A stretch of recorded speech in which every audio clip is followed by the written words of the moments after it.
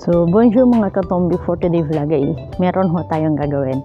So, meron ho ako ditong 20 euro. So, titingnan natin kung saan naabot ang ating 20 euro. Ano ho?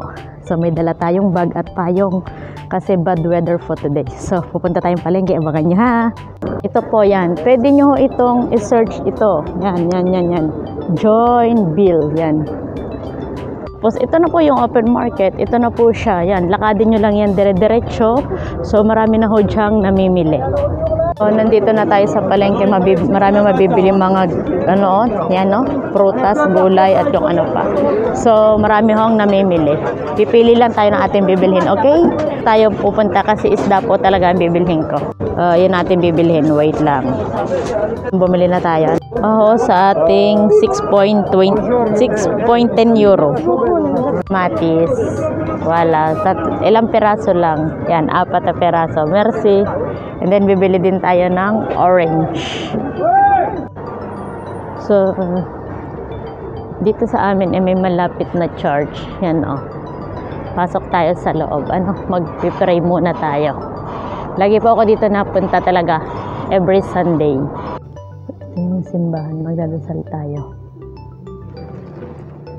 Parang katulad lang din sa atin sa Pilipinas. May mahal na version din sila. Magpe-pray muna ako ha. A few moments later. So may nakiho ako ditong namamalimos. Nilampasan ko siya kanina.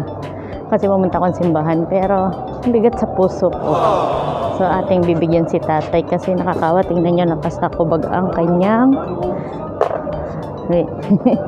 kakaawa. So ayun, tumulong tayo kahit maliit na bagay. Ayun lang.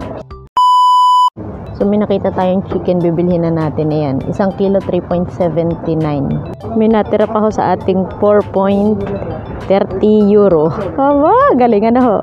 Ito na lang ang bilhin natin, 3.20 euro 1 kilo.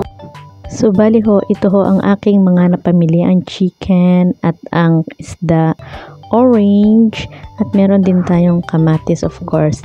So bali ang ginawa ko ho ay nilista ko. Ayan ho ang aking mga nagastos.